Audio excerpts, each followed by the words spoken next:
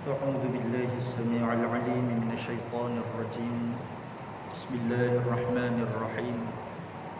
السلام عليكم ورحمة الله وبركاته.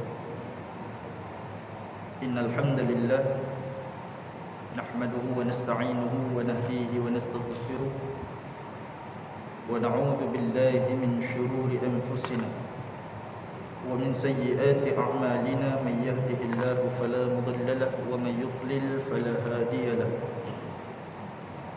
سبحانك لا علم لنا إلا ما علمتنا إنك أنت العليم الحكيم. ولا حول ولا قوة إلا بالله العلي العظيم. أما بعد. Muslimin muslimat yang dirahmati Allah Subhanahu wa taala sekalian, alhamdulillah, malam ini kita dapat berhimpunan bersama dengan izin Allah. Mudah-mudahan Allah jua yang melimpahkan kepada kita rahmat, redha dan juga keampunannya di dunia dan di akhirat, insya-Allah. Malam ini saya ingin berkongsi dengan muslimin muslimat sekalian tentang suatu peristiwa, suatu kejadian yang akan berlaku ketika mana perhitungan Allah kepada para hamba-Nya pada hari pembalasan. Kisah ini pernah diceritakan oleh Nabi SAW melalui Abu Hurairah radhiyallahu anhu. Dia kata Nabi SAW bercakap tentang apa yang akan berlaku ketika perhitungan untuk para hamba-Nya di hari pembalasan, ketika manusia melalui atas titian sirat. Bila Allah Subhanahu wa taala selesai dah mengadili hamba-hambanya, soal jawab di padang mahsyar sudah, ditimbang di atas timbangan mizan sudah, dilalukan di atas titian sirat pun sudah, ditapih satu peringkat demi satu peringkat demi satu peringkat di akhirat nanti, di padang mahsyar nanti. Maka bila selesai dah Allah mengadili segala hamba-Nya, tinggal satu orang lelaki yang muka dia menghadap ke neraka. Habis dah Allah Subhanahu wa taala mengadili, hitung, kira, audit segala amal ibadah kita. Nabi kata tiba-tiba ada satu orang yang muka dia masih menghadap ke neraka, iaitu dialah orang yang ahli neraka yang terakhir masuk ke dalam syurga. Dah habis pi dah orang masuk dalam syurga, masuk dalam neraka, tiba-tiba ada satu orang ni muka dia masih menghadap ke neraka, iaitu orang tu siapa dia? Dia orang yang terakhir keluar daripada neraka untuk masuk dalam syurga. Kata orang yang terakhir masuk syurga ni, "Ya Allah, wahai Tuhanku, alihkan wajah aku daripada menghadap ke neraka, sebab wak dia saja benar-benar menampar-nampar aku dan nyalaannya itu membakar aku." Orang ni dah keluar dah daripada neraka, tapi muka dia menghadap ke neraka. Terus muka dia sahaja menghadap ke neraka, walaupun dia sudah keluar daripada neraka, apa dia minta kepada Allah? "Ya Allah, alihkan wajah aku, hadapkan aku ke arah lain, tak mau dah menghadap aku ke arah neraka." Sebab apa? Sebab wak dia ni bukan api, wak dia saja tu seolah-olah menampar-nampar aku, sakit juga. walaupun sudah keluar daripada neraka. Wap dia itu pun menampar-nampar aku dan nyalaannya membakar aku. Dan dia terus memohon kepada Allah Subhanahu wa taala dengan sungguh-sungguh. Betul-betul dia minta kepada Allah untuk alihkan wajah dia daripada neraka. Bila dah mohon kepada Allah sungguh-sungguh, Allah pun tanya balik kepada lelaki tadi ni, kalau aku makbulkan permintaan kamu ni, aku alihkan wajah kamu daripada neraka, adakah kamu nak minta selain daripada itu? Ada permintaan lain tak selain daripada engkau minta alihkan wajah kamu daripada neraka ni? Maka kata laki-laki ni, laki-laki yang terakhir keluar daripada neraka ni, dia kata, tidak, demi keagunganmu, aku tidak akan minta yang selain daripadanya. Ya Allah, aku nak minta satu ni je lah, satu je, alihkan wajahku daripada neraka, aku tak mau minta dah benda lain. Ini pengakuan lelaki yang terakhir keluar daripada neraka tadi ni. Kemudian Allah pun perkenankan apa yang dia nak tu, atas sebab janji dia, sumpah dia kepada Allah, dia tak mau minta dah benda lain selain daripada alihkan wajah dia daripada menghadap ke neraka. Dia sudah janji kepada Allah, tak mau minta dah benda lain. Allah pun alihkan wajah dia daripada neraka menghadap ke syurga. Dia tak ada tempat lain dah, ada neraka, ada syurga. Alih daripada neraka, muka nampak syurga tu. Bila sudah nampak kepada syurga Allah Subhanahu wa taala, laki-laki tadi ni pun terdiam, tergamam, terpegun dia. Dah lama kena siksa. Tiba-tiba Allah alihkan muka dia menghadap ke satu tempat yang ada nikmat yang tidak pernah putus. Terdiam dia. Lalu lelaki tadi kata apa? Ya Allah, aku nak minta lagi. Dekatkan aku ke syurga. Bagi dekat aku kepada syurga. Oh, tadi kata apa? Laki-laki tadi kata apa? Aku tak mau minta benda lain lah.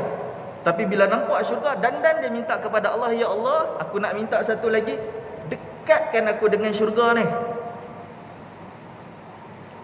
Lalu Allah pun berfirman kepada dia, tadi kamu sudah janji dengan aku, kamu sumpah bahawa kamu selamanya tidak akan minta selain daripada permintaan dialihkan wajah kamu daripada neraka tadi. Tapi kali ni kamu minta lagi. Wahai manusia, kata Allah, binasa celaka kamu wahai manusia, betapa kamu khianat. Sebab tadi janji tak mau minta, tapi kali ni minta, maknanya dia khianat dengan janji dia tu. Maka laki-laki tadi ni dia kata, ya Allah, dia minta, wahai Tuhan, minta dan terus meminta kepada Allah Subhanahu wa taala dengan sesungguhnya. Sungguh-sungguh dia minta kepada Allah, nak dekatkan diri dia kepada syurga Allah Subhanahu wa taala ni. Sehingga kan last Allah tanya kepada dia, kalau aku memakbulkan permintaan kamu ni, adakah kamu nak minta benda lain selain daripada ni? Maka laki-laki tadi ni dia kata, tidak, yang ni je nak minta last, yang ni je nak minta supaya aku dekat dengan syurga kamu wahai Allah. So akhirnya Allah perkenankan permohonan lelaki tadi ni. Disebabkan apa? Sebabkan dia janji dan sumpah dia tak mau minta dah selain daripada tu. So Allah pun dekatkan dia, didekat dengan pintu syurga. Maka dia pun berdiri di depan pintu syurga. Lalu terbuka pintu syurga ni. Tadi ni berkenan sebab nampak syurga, tak nampak dalam lagi. Belum nampak dalam, nampak pintu syurga tu, rasa nak piduk dekat dah. So Allah dekatkan dia dengan pintu syurga. Dan sampai di depan pintu syurga tu, terbuka pula pintu syurga. Allah, nampak lagi dalam. Pintu syurga pun dah berkenan. Apatah lagi benda yang dalam. Saja Allah pergi buka pintu syurga tu. Padahal dia minta duduk depan syurga je, tak masuk lagi. Allah pergi buka pintu syurga, nampak habis segala isi syurga itu, yang penuh dengan segala kegembiraan dan keseronokan. Tengok tu pula, terdiamlah kawan. Yang kata lelaki terakhir keluar daripada neraka ni terpegun, terdiam, tergamam dengan kehendak Allah. Tuan-tuan, nampak benda yang lagi cantik, lebih indah, lebih seronok ni, laki-laki tadi ni dia kata nak buat apa lagi? Nak duduk tercegat dalam situ? No. Dia minta kepada Allah Subhanahu Wa Taala, ya Allah, masukkan aku dalam syurga ni. Minta lagi. Tadi janji apa? Tak mau minta dah. Minta lagi kepada Allah, ya Allah, masukkan aku dalam syurga. Lalu Allah balas permintaan dia. Allah kata apa? Bukankah tadi engkau dah berjanji selamanya tidak akan minta selain daripada apa yang engkau minta tadi? Celaka kamu ini wahai manusia, kamu ini betapa khianat. Tadi janji lain, sekarang sudah nak mungkir janji, minta lagi. Maka laki-laki tadi dia kata, wahai Tuhan, aku tidak mahu menjadi makhlukmu yang paling malang. Dia merayu kepada Allah, ya Allah, kalau takat duduk-duduk di depan pintu syurga ni, betapa malangnya aku. Betapa malangnya aku. Aku tak mau jadi makhluk engkau yang paling malang, tak mau. Dan dia tak berhenti-henti merayu kepada Allah sehingga Allah ketawa. Dalam hadis tadi sebut Allah ketawa. Setelah Allah Subhanahu Wa Taala ketawa kepadanya, kemudian Allah berfirman, masuk kamu dalam syurga. Masuk kamu di dalam syurga. Maka laki-laki tadi ni pun melangkah masuk di dalam syurga, dan Allah berfirman kepadanya, mintalah. Ada dalam syurga tu sedap dah, elok dah, seronok dah. Allah kata apa kat dia? Mintalah apa yang nak minta. Maka dia pun terus meminta kepada Tuhannya, sehingga Allah mengingatkan dia dengan beberapa perkara. Duk minta, ya Allah, aku nak sekian-sekian, aku nak makan sekian, aku nak naik kenderaan sekian, aku nak duduk di istana sekian, aku nak berada di taman, di tempat yang sekian. Dia duk sebut dah nikmat yang dia teringat, dia nak. Dia duk sebut. Sampaikan tak tersebut dah, habis dah idea dah dia nak minta apa kepada Allah. Allah Subhanahu Wa Taala pula mengingatkan dia dengan beberapa perkara. Dia tak ingat dia nak makan benda yang paling sedap, contohnya apa yang ada dalam syurga dia minta. Tetapi ada lagi makanan yang lagi sedap dalam syurga, Allah ingatkan dia, ni hang patut minta macam ni, begini, ini lebih baik, ini lebih sedap, ini lebih elok, ini lebih enak.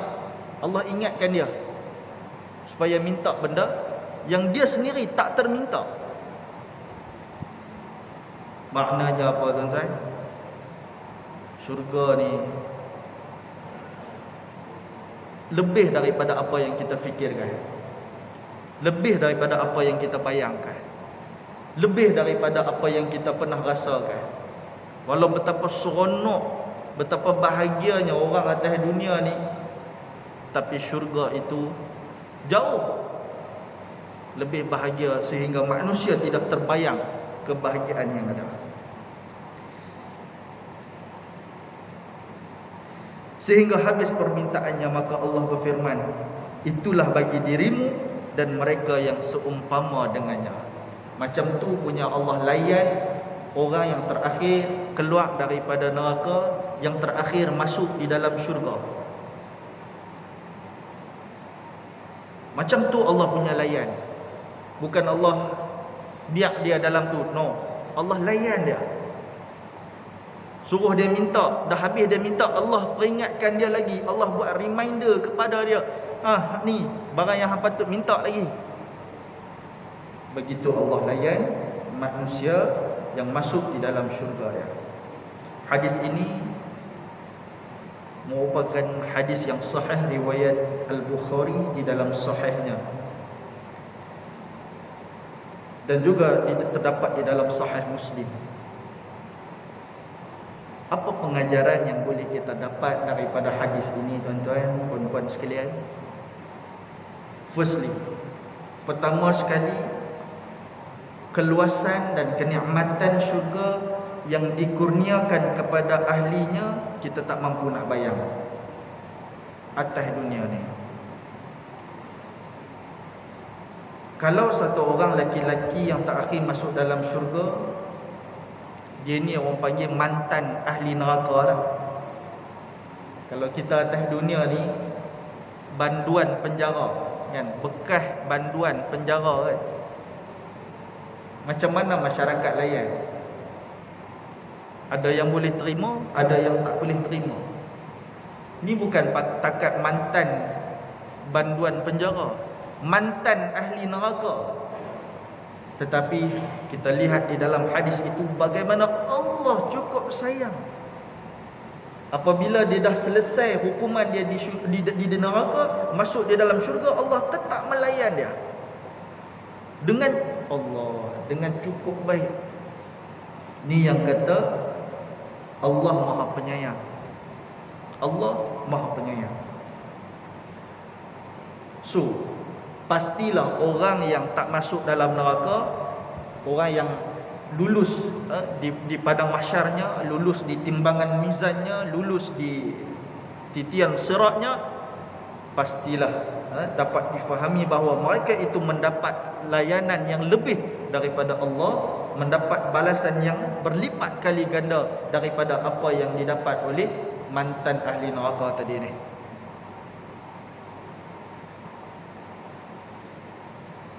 Yang kedua, hakikat nikmat syurga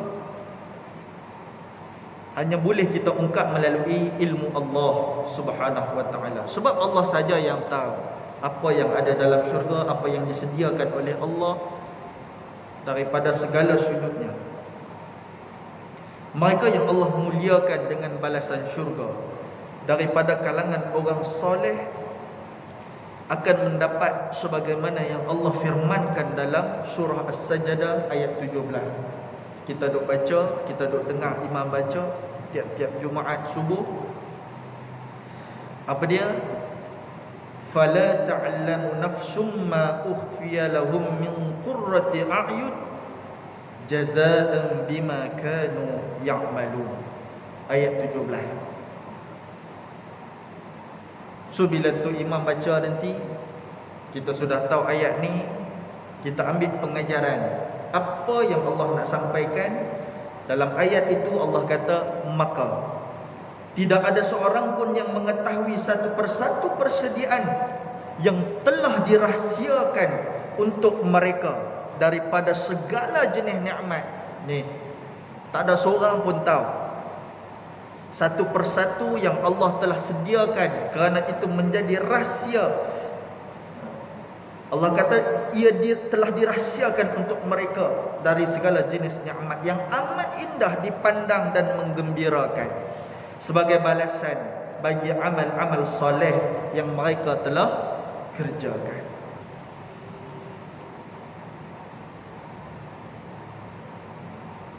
Dan hanya Allah Subhanahu wa ta'ala yang tahu urusan perkara ghaib. Allah khabarkan kepada Rasulullah sallallahu alaihi wasallam, dan Nabi khabarkan kepada kita. Kita hanya mengetahui perkara ghaib. Perkara ghaib ni daripada Al-Quran dan juga Al-Hadis, atas sebab Allah berkehendak kita mengetahui melalui dua perkara itu, Al-Quran dan Al-Hadis. Adapun perkara ghaib yang datang daripada sumber-sumber yang lain, jangan kita ambil. Misalnya baru ni datang daripada mimpi, dia cerita benda ghaib yang akan berlaku, maknanya masa depan yang akan berlaku. Masa depan termasuk benda ghaib yang hanya diketahui Kalau sahihnya daripada Al-Quran dan juga hadis, tidak melalui mimpi, dia pula da'iyah orang, oh akan berlaku sekian-sekian, demikian-demikian.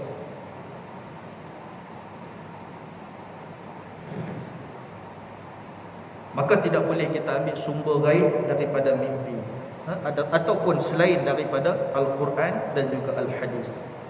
Wajib bagi orang yang beriman kepada perkara gaib yang berpunca daripada Al-Quran dan Hadis, kerana kesahihan khabar itu melalui sanad yang sudah terbukti sahih. Jadi kalau datang perkara-perkara gaib ataupun kita mendengar perkara gaib daripada Al-Quran dan Hadis, kita sebagai umat Islam yang beriman wajib untuk kita yakini akan berlaku. Sebagaimana hadis yang kita bacakan pada malam ini, hadis ini merupakan hadis sahih riwayat Bukhari dan juga Muslim. Pasti akan berlaku nanti apabila sampai di akhirat kelak. Maka wajib kita imani. Selain daripada itu, apa pengajaran lagi yang boleh kita dapat daripada hadis ini? Hadis ini menjadi dalil di sisi ahli sunnah wal jamaah bahawa akan berlaku kepada seorang yang beriman kepada Allah. Orang yang keluar daripada neraka tadi, yang terakhir keluar daripada neraka masuk di dalam syurga, dia tu sebenarnya orang beriman, orang yang mengucapkan syahadah, orang yang mengucapkan asyhadu an la ilaha illallah wa asyhadu anna Muhammadar Rasulullah. Tetapi amal ibadah dia tidak mampu untuk menampung dia ke syurga. Ni bagi pengajaran kepada kita hadis ini bahawa walaupun kita ni beriman kepada Allah, tetapi amal ibadah on off, terutamanya perkara yang wajib, perkara yang fardu, sambil lewa. Berapa ramai umat Islam yang sambil lewa dengan perkara fardu dan wajib, sehingga amal ibadah dia tidak mampu untuk tampung dia ke syurga, maka dia akan terlebih dahulu ke neraka bagi menjalani hukuman, dan apabila selesai dengan rahmat Allah, dia akan dibenarkan masuk berpindah ke syurga. Sebab ada orang nakal atas dunia ni. Dia nakal dia bukan apa? Tak apa, siapa mengucapkan la ilaha illallah pasti syurga. Betul lah, pasti syurga siapa yang mengucapkan kalimah la ilaha illallah. Tapi tengok pada amalan kita. Kalau amalan takat-takat yang fardu, yang wajib pun on off, macam mana nak masuk syurga tu? Melainkan akan diadili terlebih dahulu, akan dibersihkan lebih dahulu di dalam neraka Allah. Dan ada juga orang nakal, dia kata apa? Allah tu Maha Pengampun. Esok-esok ni dia padang mahsyar, tak apalah, dia ampunlah. Sikit-sikit tu, sikit-sikit tu dia kata. Dia tahu bahawa Allah tu Maha Pengampun, tapi apakah dia lalai dan leka dengan sifat Allah yang Maha Adil? Dan peringatan Allah, faman ya'mal mithqala dzarratin khairan yarah wa man ya'mal mithqala dzarratin syarran yarah. Siapa yang buat kejahatan walau sekecil zarrah, sebesar debu, pasti akan mendapat balasan dia. Itu keadilan Allah. Tu dia tak ambil kira pula. Dia duk rasa Allah ni penyayang, mengampun, dah selesai. Ni orang yang tak kenal Allah. Orang yang kenal Allah, dia tahu juga bahawa Allah ni Maha Adil. Kalau buat benda buruk, Allah akan balas keburukannya. Maka sebab itu kita nak kenal Allah ni, kenal secara keseluruhan. Jangan duk ambil satu juzuk. Sebenarnya kita tidak meletakkan sifat Allah pada yang sebenarnya. kita eksploitasi setengah daripada sifat Allah, kan? Untuk nak bagi sedap hati kita. Tak apalah, Allah ampun lah. Tak apalah, Allah sayang dekat hamba dia. Betul. Tapi jangan lupa Allah juga Maha Jabbar, Al-Jabbar.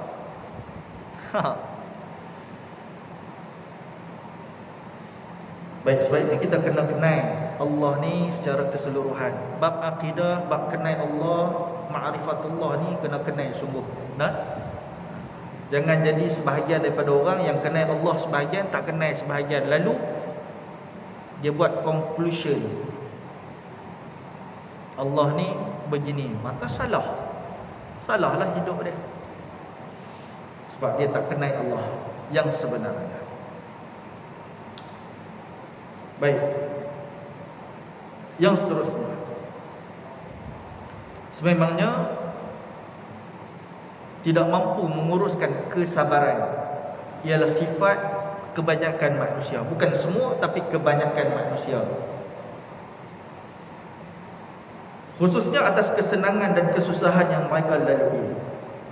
Mereka tidak mudah puas mengejar apa yang dirasakan lebih baik daripada yang sudah mereka miliki. Macam hari ini atas dunia, kita sebahagian manusia, dia tak boleh sabar dengan apa yang dia ada sekarang. Dia mesti nak lebih. Sebab itu Nabi SAW pernah sebut, sekiranya manusia itu diberikan 2 lembah emas, dia nak yang ketiga. Ni jenis manusia, bukan semua, tetapi ada jenis manusia ni, dia tak puas dengan 2 lembah emas atau apa yang dia ada sekarang, dia nak yang ketiga. Walhal 2 lembah emas tu sudah cukup bagi dia, tapi dia nak korek juga yang ketiga ni. Maknanya apa? Manusia ni, Allahu Akbar, ya, dia manusia ni, dia nak lebih daripada apa yang dia perlu. Dia nak lebih. Maka sebab itu di dalam hadis tadi, ya, bila sudah Allah lepaskan dia daripada neraka, alihkan wajah dia daripada neraka, dia minta kepada Allah lagi, nak dekat dengan syurga. Okey, Allah kata apa? Adakah kamu nak minta selain daripada tu? Allah boleh dekatkan dengan pintu syurga. Dia kata tak mau minta dah apa lain selain daripada tu. Maka Allah dekatkan dengan pintu syurga. Apa yang manusia ni buat? Dia minta lagi nak masuk dalam syurga. Nampak? Berapa kali dia sudah khianat pada janji dia. Dia nak lebih. Itu sifat kebanyakan manusia. Kalau dia renungkan, dapat bebas daripada azab neraka, itu pun satu nikmat yang sangat besar dah. Tapi yang kata manusia ni, dia mesti nak lebih daripada itu. Dan khianatnya manusia terhadap janji-janji dan kata-kata sendiri, hatta kepada Allah Subhanahu wa taala, sedangkan dirinya hanyalah bekas ahli neraka, namun Allah memaafkan dan melunaskan permintaannya. Apatah lagi selepas dia melihat sendiri segala nikmat syurga. Ini satu fi'il manusia. Dia suka khianat atas janji-janji dan kata-kata sendiri, walaupun kepada Allah Subhanahu wa taala. Di dalam solat dia mengaku, inna salati wa nusuki wa mahyaya wa mamati lillahi rabbil alamin. Dalam syahadah dia, asyhadu an la ilaha illallah wa asyhadu anna muhammadar rasulullah. Tapi kadang-kadang dia tak mau ambil hukum Allah. Dia tak mau ikut Rasulullah. Nampak tak? Dia cakap, sesungguhnya salat aku, ibadah aku, hidup aku, mati aku untuk Allah. Dalam semayang tu dia berjanji dengan Allah. Keluar daripada semayang, ramai yang khianat dengan janji dia itu. Maka sampai akhirat pun manusia begitu. Dia kata tak mau minta dah kepada Allah, akhirnya minta juga, khianat juga janji dia tu. Tetapi yang kata Allah ni Maha Pemaaf, tetap melayan hamba dia yang khianat itu.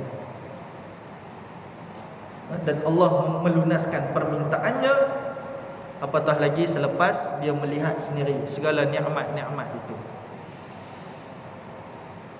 Muslimin muslimat yang dirahmati Allah Subhanahu wa taala sekalian. Hadis ini juga menyatakan kepada kita bahawa rahmat Allah Subhanahu wa taala tidak ada batas buat hamba-Nya yang tidak mensyirikkan Allah, meskipun dia seorang yang fasik, seorang yang rosak akhlaknya, rosak ibadahnya. Selagi mana dia tidak mensyirikkan Allah Subhanahu wa taala, dia masih lagi bersyahadah kepada Allah, maka rahmat Allah itu ada dengan dia. Sebab itu bila kita jumpa orang yang mungkin kita rasa rosak lah, dan ibadah dia tak buat, akhlak dia buruk, jangan kita terus menerus mengatakan hang ni ahli neraka. Jangan. Rahmat Allah Subhanahu wa taala itu boleh pergi kepada dia. Mana tahu dulu seorang orang yang hisap dadah, tapi selepas dia bertaubat kepada Allah, Allah memberi rahmat kepada dia ni sehingga boleh menjadi al-hafiz, boleh jadi imam dalam solat, boleh jadi. Kita tengok orang-orang yang terkenal, artis yang dulunya pura, buang masa dan sebagainya, tetapi hari ini berhijrah. Seksi dulunya, tetapi hari ini sudah menutup aurat.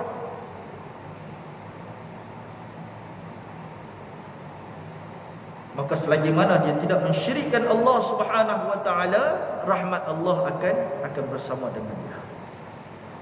Tetapi kena ingat, kalau orang itu terus menerus fasik dengan Allah, sampailah dia mati tanpa bertaubat kepada Allah, maka dia akan dihumban dulu di dalam neraka. Ini bagi orang yang fasik, buat dosa terus menerus, dia akan dihukumkan dulu di dalam neraka Allah. Mereka tetap walaupun selepas dihukum di dalam neraka Allah, keluar daripadanya, mereka akan tetap mendapat perhatian Allah Subhanahu wa taala, akan dapat berdialog dengan Allah, dapat membuat permintaan demi permintaan kepada Allah, sehinggalah akhirnya dibenarkan masuk di dalam syurga.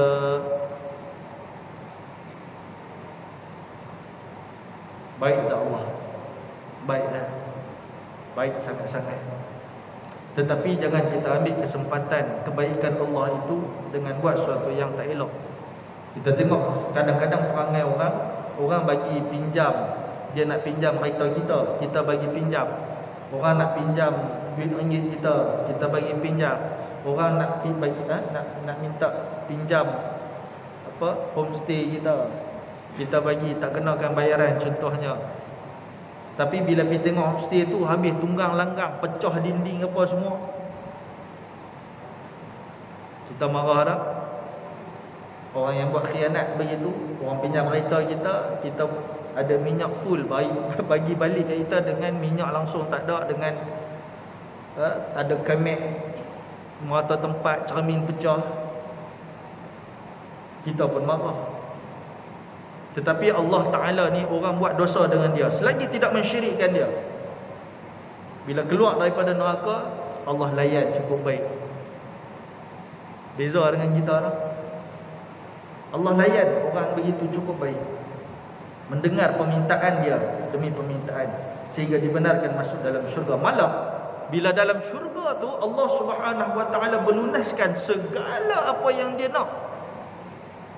Dia minta apa, Allah lunaskan, Allah bagi, sehinggalah dia tak tahu lagi nak minta apa, Allah peringatkan dia pula, hang patut minta ni sekian.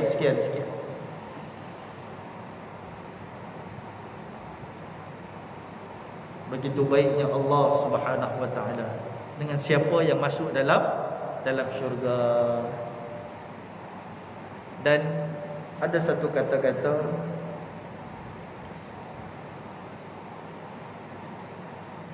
dia menyebut, jangan kamu meremehkan satu-satu ibadah atau satu-satu perbuatan yang baik, kerana mana tahu perbuatan itulah terdapat rahmat Allah.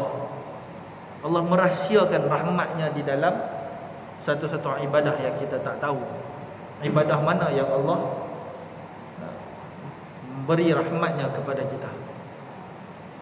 Dan jangan kita meremehkan juga dengan suatu perbuatan dosa, kerana mana kita tahu dalam perbuatan dosa walau sekecil apapun, ia mengandungi kemurkaan Allah. Rahmat dan kemurkaan tu kita tak nampak. Tapi bila kita buat suatu dosa, kita kena fikir, mungkin itulah dosa yang mengandungi kemurkaan Allah.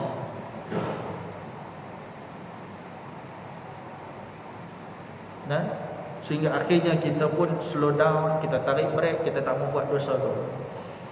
Dan jangan kita meremehkan, mungkin dengan 2 rakaat solat mutlak contohnya, ada rahmat Allah di dalam dia. Walau sekecil apapun kebaikan yang kita buat, kalau ada rahmat Allah dalam dia, untung kita. Maka jangan kita remehkan, buatlah sebanyak mungkin kebaikan. Dan yang terakhir pengajarannya, Rasulullah sallallahu alaihi wasallam mengatakan bahawa Allah ketawa dalam hadis ni, kan? Allah ketawa dalam hadis ni melihat gelagat lelaki tadi inilah, minta. Sebagaimana para salaf, sewajarnya kita menetapkan ataupun isbat ungkapan dalam hadis ini sebagaimana ayat Al-Quran dan tidak mengingkarinya, iaitu dengan meyakini apa yang ditetapkan tanpa menyamakan sifat itu dengan makhluk. Walaupun disebut sebagai ketawa, tapi langsung tak sama dengan makhluk. Okey? Kita pulangkan maksud yang sebenar Allah ketawa itu kepada Allah. Kita tak payah fikirkan. Sebagaimana firman Allah, laisa kamitslihi syai' wa huwas samiul basir, tiada satu pun yang sebanding dengan zatnya, sifat-sifatnya dan pentadbirannya, dan dialah yang Maha mendengar lagi Maha melihat. Surah Asy-Syura ayat 11. Wallahu a'lam. Sekadar itu pengajaran yang kita dapat ambil daripada hadis pada malam ini.